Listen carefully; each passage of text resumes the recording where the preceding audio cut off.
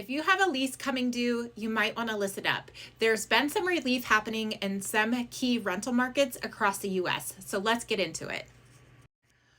From Nashville to Phoenix, we're seeing rental markets starting to soften with the latest data from Realtor.com's economic research. I'm going to run through the top 10 markets where we're seeing the biggest decreases, and we're starting in Austin, Texas. On average, we're seeing rent decreases in Austin as high as $195 off of its peak. Nashville seeing about a $158 decrease.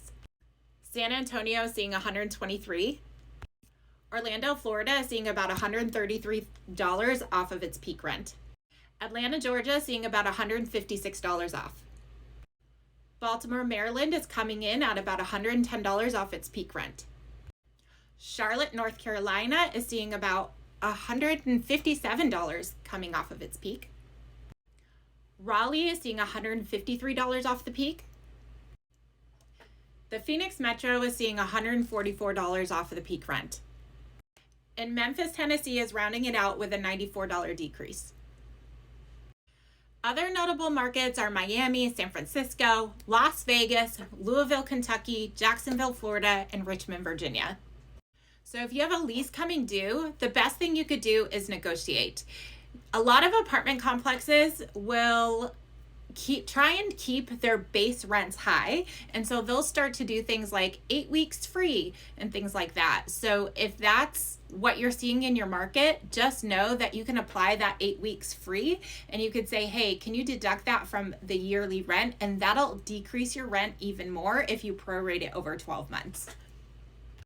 Of course, not all markets are seeing these decreases. There are markets where rents are actually still increasing. And those are going to be markets where it's generally a lower cost per living, because a lot of people are moving to these low cost per living locations and driving that rental demand up. So we're seeing markets like Chicago, Milwaukee, Wisconsin, Cincinnati, Cleveland, like Pittsburgh, Pennsylvania, all locations where rents have been on average kind of low.